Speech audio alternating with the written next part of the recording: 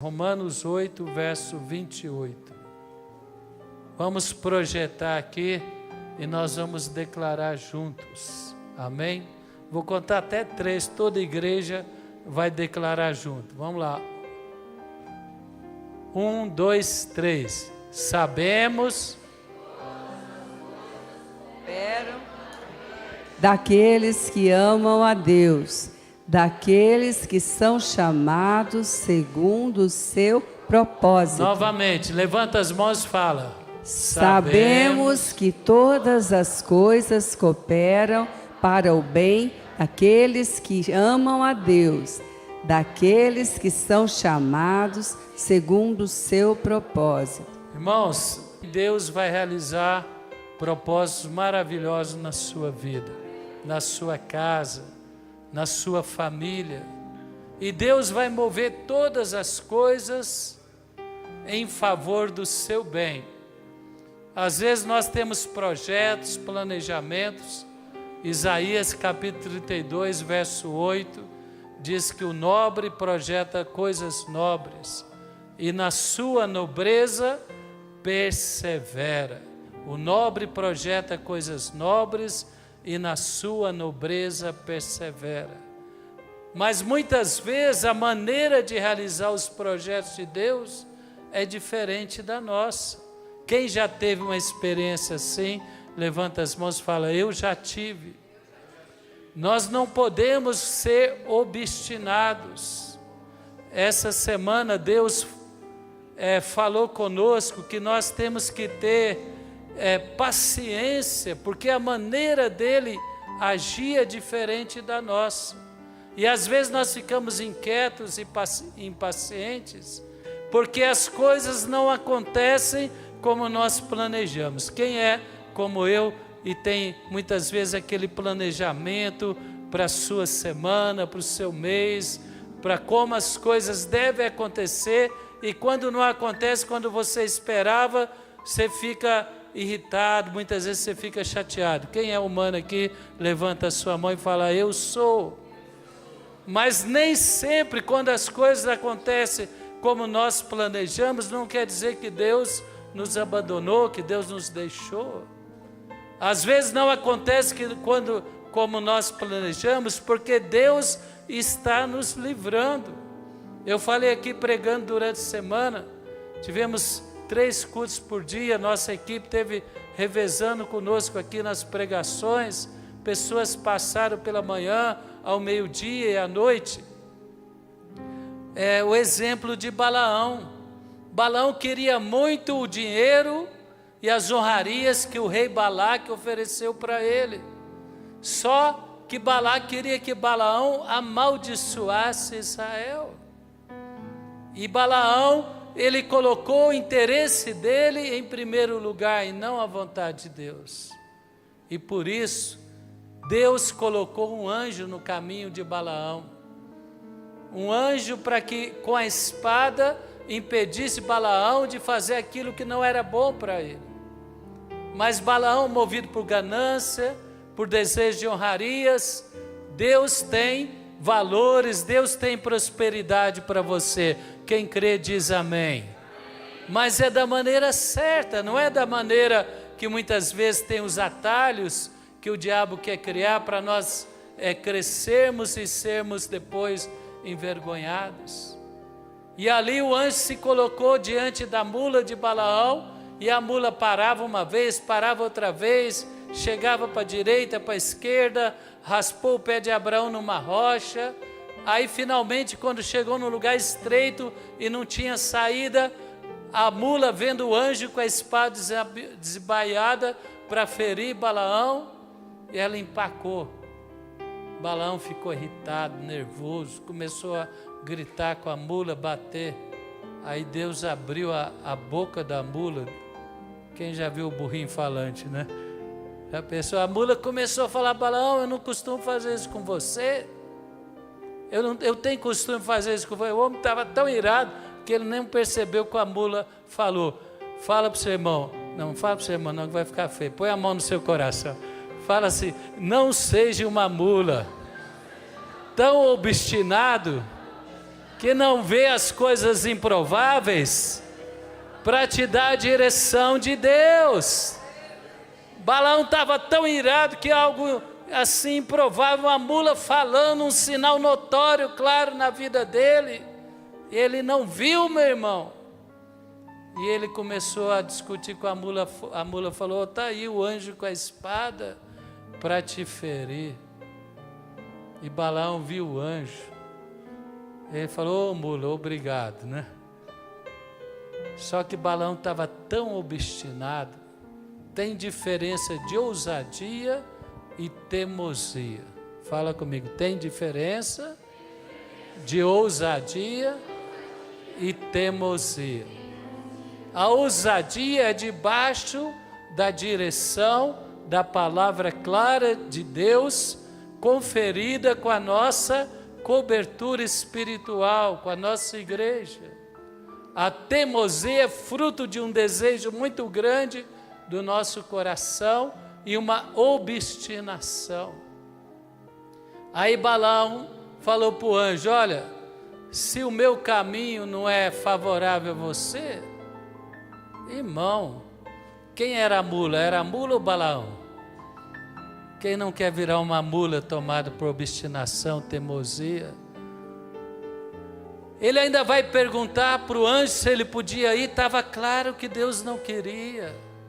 Aí Deus falou: esse não tem jeito não, tem que, desculpe a palavra, tem que passar a vergonha para aprender. Quem já passou vergonha, quem já passou situações improváveis, que te entristeceu por causa da sua obstinação, só pisca os olhos, não levanta a mão não, só pisca os olhos, né? Não ouviu os pais, não ouviu o conselho da palavra, não ouviu a direção de Deus, obstinou, e Deus liberou, né? Deus liberou Balaão, mas falou: olha, você só vai falar o que eu te dizer, e o que eu colocar na sua boca não vai agradar Balaque, e se não agradar Balaque, tu não vai ter nem a honraria, nem o recurso que você queria. E não deu outro, né, irmão? Balaão foi envergonhar diante de Balaque e voltou sem dinheiro e sem honraria. Vale a pena esperar em Deus. Então levanta as mãos e fala: todas as coisas, até aquelas que não acontecem da maneira que eu tinha planejado, se eu estou com o meu coração diante de Deus em obediência, se eu amo a Deus acima de todas as coisas vão cooperar para o meu bem. Quem pode aplaudir o Senhor? Então eu e você temos que ter esse entendimento. Abre comigo agora 2 Coríntios capítulo 5, a partir do verso 17. Para que eu possa viver essa promessa, a primeira coisa, eu tenho que estar reconciliado com Deus através de Jesus. Eu e você temos que estar reconciliado com Deus através de Jesus. Jesus falou: eu sou o caminho, a verdade e a vida. Nós, às vezes, nos empoderamos muito, né? Talvez no início da carreira cristã, na imaturidade, muitas pessoas falam assim: a Bíblia fala assim, mas eu penso assim. A Bíblia fala assim, mas eu entendo assim. Fala para o seu irmão: chuta que é laço, irmão. É melhor ir pelo entendimento da palavra do que ir pelo seu próprio entendimento. Quem concorda comigo? Ah, mas eu não consigo entender a direção da palavra.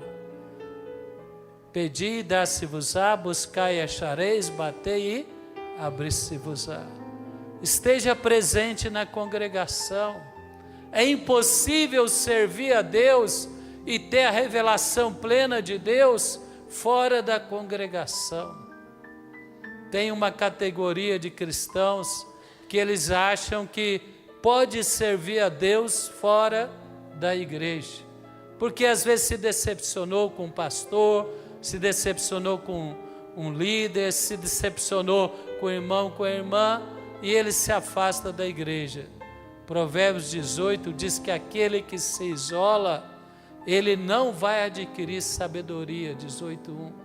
A sabedoria está no convívio do corpo de Cristo. Quem pode dizer amém por isso?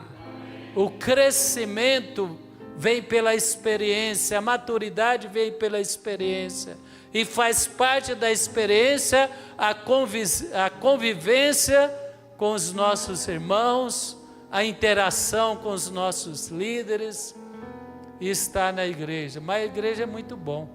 Quem concorda comigo? É muito bom. Fala para o seu irmão, de vez em quando você fica insatisfeito. É ou não é? De vez em quando você fica desconfortável, mas a recompensa é muito maior, é ou não é? Igreja é lugar de bênção.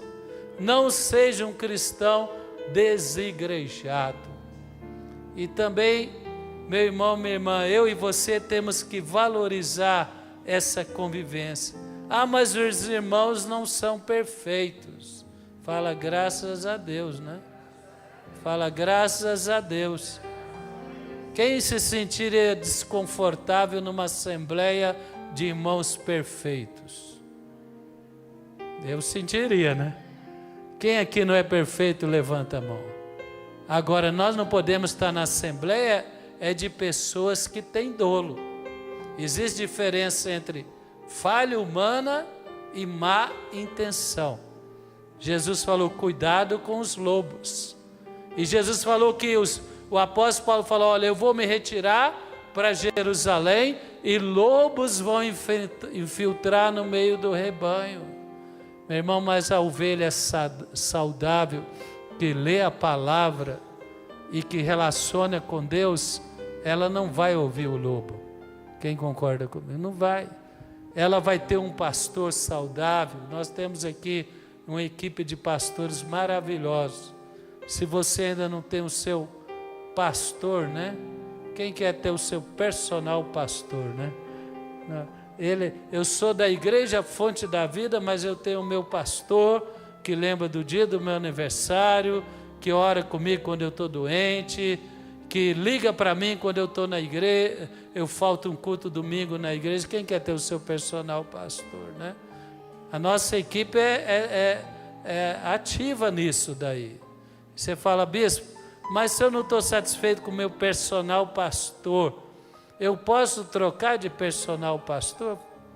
Tampa o ouvido dos pastores aí e fala, pode, desde que seja na fonte.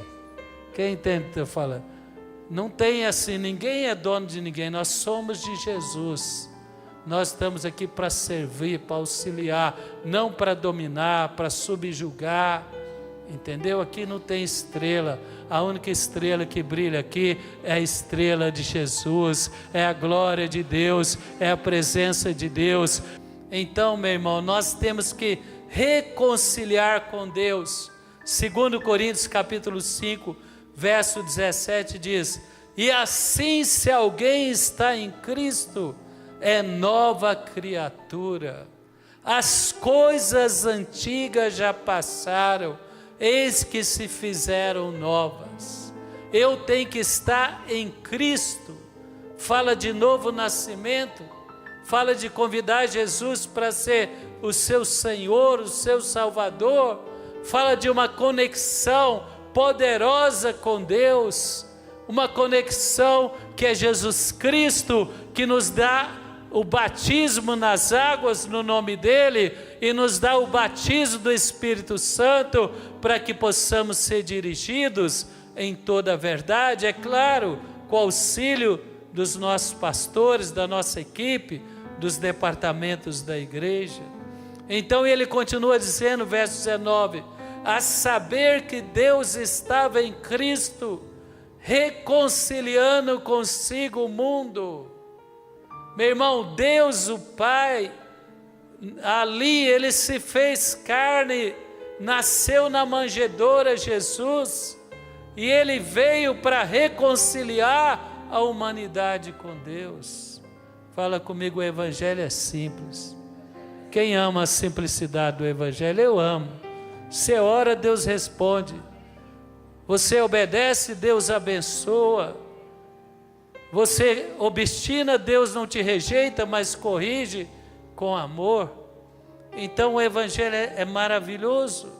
E ele fala: Deus, o Pai, estava em Cristo, o Pai, o Filho e o Espírito, a Trindade movendo na redenção, não imputando aos homens as suas transgressões. Nos confiou a palavra da reconciliação, de sorte que somos embaixadores em nome de Cristo, como se Deus exortasse por nosso intermédio, que rogamos que vos reconcilieis com Deus. Meu irmão, todas as coisas vão cooperar para o nosso propósito se eu estiver na conexão com Deus, se eu estiver em Cristo, se eu estiver debaixo da autoridade do governo e do poder de Deus. O apóstolo Paulo, na carta aos Colossenses, ele fala que Cristo nos transportou do domínio das trevas, do reino das trevas, e nos colocou no reino do Filho, do seu amor.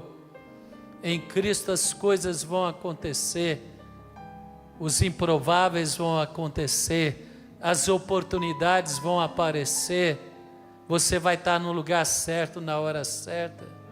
Veja o exemplo de Abraão, que chamou o servo mais fiel dele, falou: já estou velho, Isaac perdeu a mãe agora, está na idade de casar, mas eu quero que ele case com alguém da minha parentela.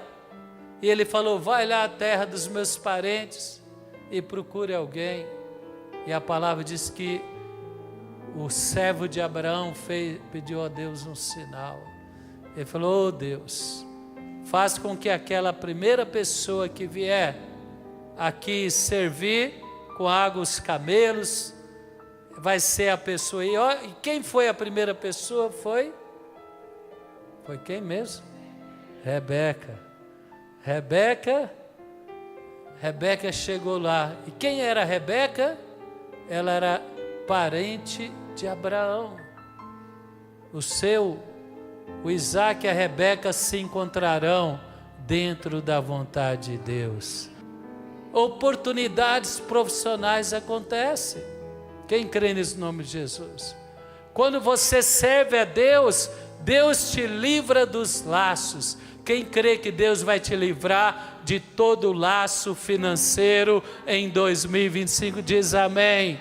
Então levanta as duas mãos, fala: eu estou servindo a Deus, e eu creio, e eu declaro, todo laço que Satanás preparou contra a minha vida financeira seja quebrado, e oportunidades serão liberadas na minha vida profissional, em nome de Jesus.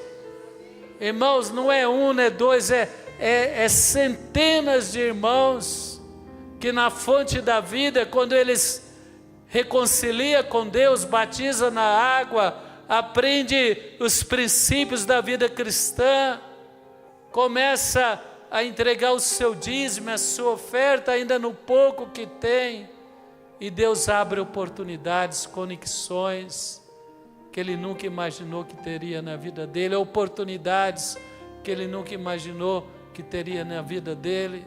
Você está no lugar certo, na hora certa, com a resposta certa. Quem crê que vai estar no lugar certo? Veja o exemplo de José. José na Bíblia, ele nunca perdeu a intimidade, o relacionamento com Deus, nunca abriu mão do seu propósito, seu sonho que Deus deu para ele, que era servir a Deus e abençoar a sua família e o seu povo. E do dia para a noite, Deus permite que Faraó tenha um sonho, ninguém interpreta o sonho de Faraó. Aí, se não me engano, é o copeiro do rei, que servia vinho para Faraó e fala: olha, eu me lembro quando você ficou irritado comigo e você me mandou lá para a prisão ficar alguns dias lá. Eu encontrei um jovem chamado José que interpretava sonhos. Oh, meu irmão, Deus te fará lembrado aonde você menos espera. Quem crê nisso diz amém. Então levanta as mãos, nós quebramos os laços.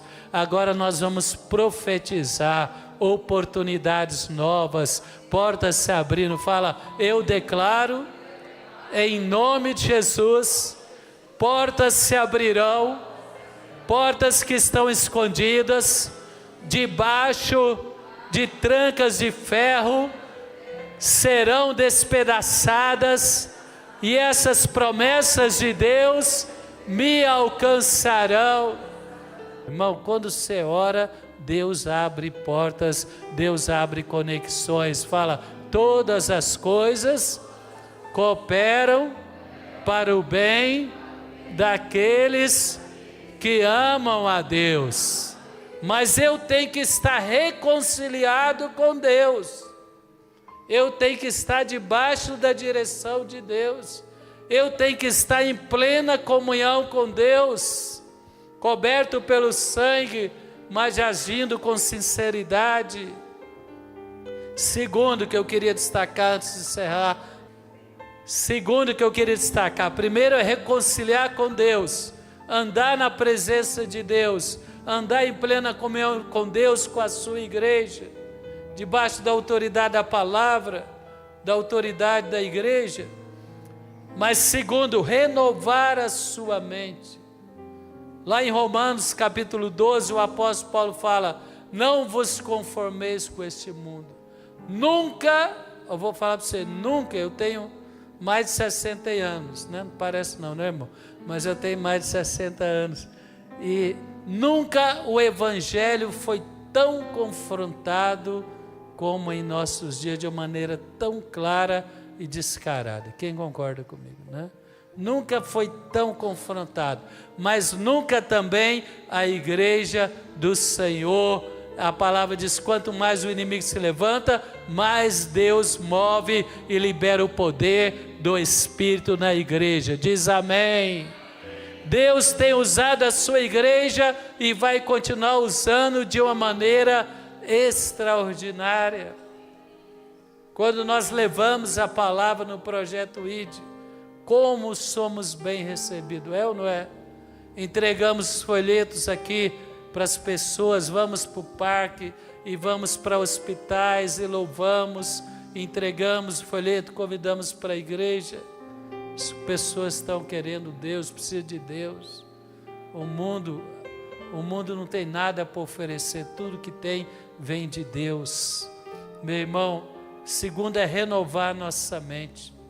Efésios 4, Romanos 12, não vos conformeis com esse mundo. Colossenses 3, o apóstolo Paulo fala, não pensai nas coisas terrenas, mas pensai nas coisas do alto.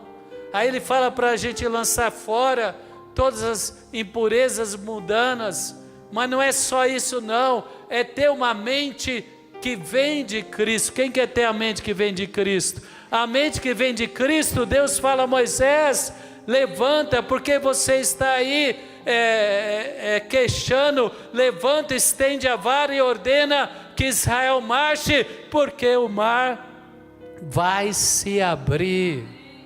É a mente que crê no poder, que crê no sobrenatural, que é influenciada pelo Espírito e não pela carne. Quando Davi viu Golias, ele não viu Golias com a mente de um jovem apenas, ele não tinha nem habilidade, nem experiência para a guerra, mas ele falou, hoje mesmo, ô grandão aí, o Senhor vai te entregar nas minhas mãos, eu vou lascar uma pedrada na tua testa e vou cortar a tua cabeça, e foi feito em nome de Jesus. Aí o diabo fala, como é que tu vai sustentar a sua família? Como é que você vai ver os teus sonhos, os teus projetos? Aí Salmo 138, versículo 8, eu vou terminar aí. Você que tem a mente de Cristo, não é a mente derrotada, é uma mente que está revestida de fé. Oh, glória a Deus. Eu vou ler na minha tradução, não precisa projetar não, essa daí está diferente. O Senhor cumprirá o seu propósito para comigo. se tiver gigante, se tiver fortaleza, se tiver escassez, se tiver dificuldade, se o dólar subir, a gasolina subir, meu irmão, Deus é o seu pastor, nada te faltará. Deus vai te fazer prosperar em nome de Jesus.